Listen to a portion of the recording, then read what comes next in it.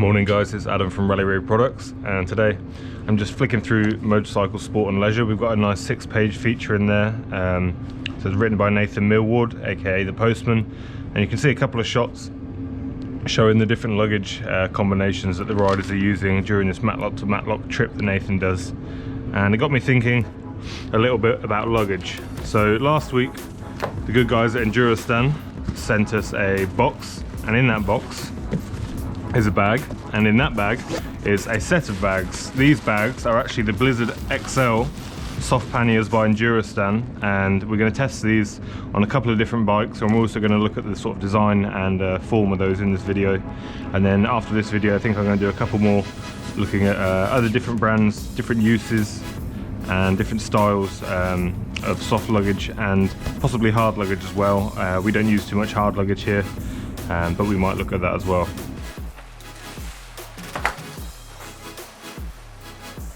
The XL is the 34 litre combination, so that's 17 litres in either pannier. Obviously we're looking at sort of multi-day overland use, so that's why we're looking at the largest ones. So thanks Enduristan for thinking of that. The first thing I noticed, this is a split bag design. There's a couple of different main design styles out there. You've got a horseshoe or a saddle bag, which is all one piece wrapped around the back of the bike. You've got the 2-piece like this, and there's also a couple of 3-piece designs out there as well. So we'll fill these up, see how they look with some packing material in them, and have a look at the design and the material. Okay, so we have some packaging inside of our soft panniers now, just to give them some form, and as soon as they fill up you can really see how this ergonomic shape that Enduristan are using is going to come into its own, especially for me on the smaller enduro bikes. So the bag is going to be mounted at this angle, and you can see how it's going to follow the tailpiece of a lot of bikes very nice and closely. I can't imagine we're going to have too many problems with anything getting caught down here. A nice design feature of these bags is there's very minimum strapping on the bottom. You've only got these 2 straps here. That's for the roll top. You've only got these 2 straps here, very short, nice and compact, and they're used for adjusting the bag's width if you're not carrying too much, like this. Moving to the inside, you've got these 2 nice armour panels here. This is a rackless bag system, so Enduristan don't recommend that you use this with soft luggage racks. It's just not needed. It's more weight on your bike. So these armour panels here, they're going to protect the tail of your bike and make sure that it's gripping nicely on your bike as well without damaging anything. The 2 main straps for adjustment are here, so these are going to adjust the width of the bag system. A key point of the dual bag system as opposed to a horseshoe is that you can vary the width far greater and get it on quite a few different bikes compared to the horseshoe. Although for that you do sacrifice some simplicity, as the horseshoe is just a throw on, throw off. Some nice branding on the side there. Again, red stitching for highlight around the bags. It's a nice little touch. So I think the next thing is to get it on some bikes, see how they fit, and then eventually take it out for a test ride.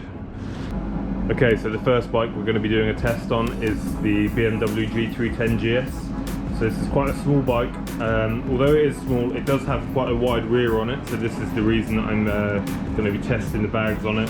And this customer spec also had a soft luggage rack, so it's added a little bit of extra width on there, so that this will be a good test to test the fitment of the Blizzard XLs across a wide platform.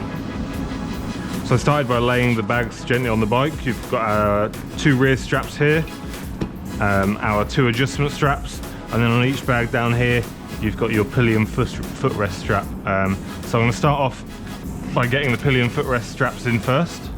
We're going to move back towards these. I'm going to put one in here, in there. Okay. I'm going to start tightening these up now against those front straps. I like the way this works. If one comes loose, it just tightens against the other one. I'm just going to go around now and tighten everything up, get it nice and secure on the bike. One thing I do notice, this is only applicable to the BMW G310 GS. If I was not wanting to take the bags off at the end of the day, I would run these straps under this rack. However, for me, I like to be able to take the bag off whenever I need to, for whatever reasons. So I'd have to run that over the top, which just sits the bags a little bit higher. But again, that's only on this bike.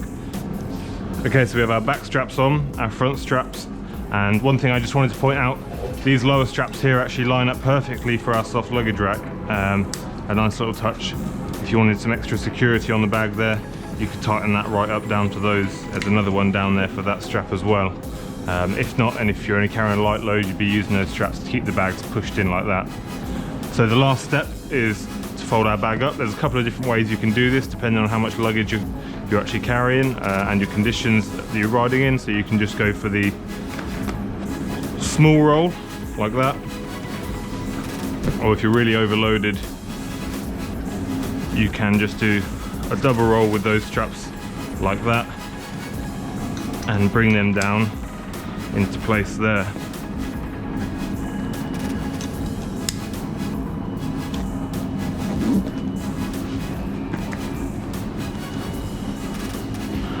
And then the last step is just these two top straps to secure your roll. Okay, so there we have it. I'm just going to do these up for the sake of it.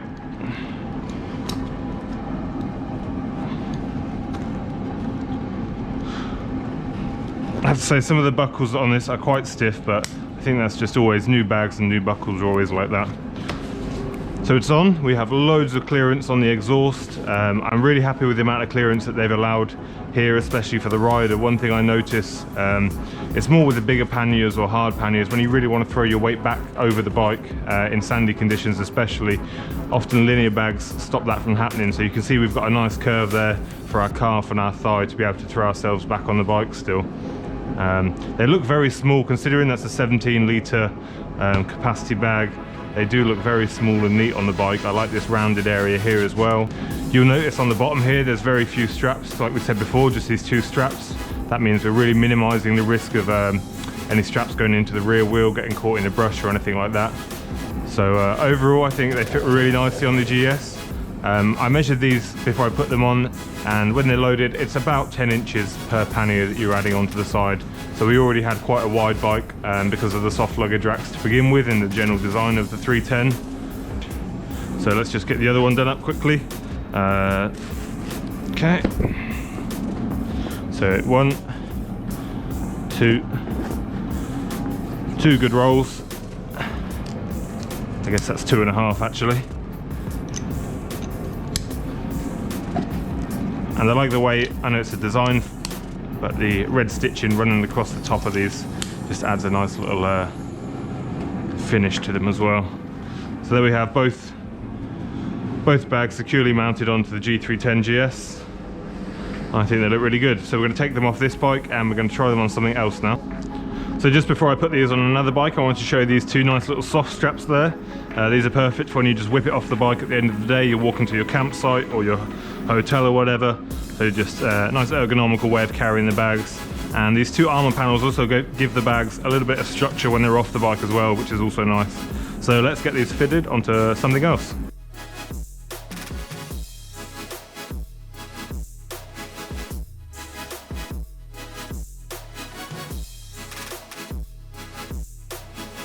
Again, I've laid the bags over. I have to tighten these quite a bit because this is obviously slimmer than the back end of the 310. Our straps are going into here, and down here we have our pillion straps. So I'm just going to do these up, tighten the back up again, and then we'll see how it fits to these side panels, which I'm quite interested to see with this design. Okay, so all fitted to the Yamaha T7. I think we've got a good amount of area here. You can see the panels working nicely against the tail there, not going to damage the plastics. I think this is about as big as I'd want to go in this area. I think having room to maneuver on the bike is one of the most important things, possibly more important than carrying your favourite set of books or needlessly large camping stove. You've still got your middle space spare for a tail pack if you want, and you've got some extra webbing straps on that we haven't covered so far here for hanging your most essential items off that you need to get to in a quick emergency. A little tip, don't hang any cloths or anything from here. I had the good idea of hanging a cloth in Australia at the APC rally to wipe my goggles with, and within 100 kilometers it was wrapped up in my rear brake caliper, and I spent a good amount of time picking it out with a knife. So be careful what you hang on there, but I think that's a really good addition to the bags. Okay, so all in we're looking About 32 inches or 80 centimeters. Again, a lot narrower than most hard luggage systems. Not sure if it's as narrow as some of the horseshoe bags, because obviously you're holding some of your capacity up here. So that'd be interesting to look at, and how much we can get in each, whether it's a horseshoe or the dual bag that gives us the best bang for our buck in terms of space. Okay, I think that's about it for today. I've got to go and get on with some other jobs, but we'll recap this next week with another video looking at different designs. So the horseshoe, the two bag design, and some other unique ones out there. And we'll also go out on the trails with a couple of different bags and look at the pros and cons of each design and the materials used in a couple of different brands as well. So thanks for watching, everyone.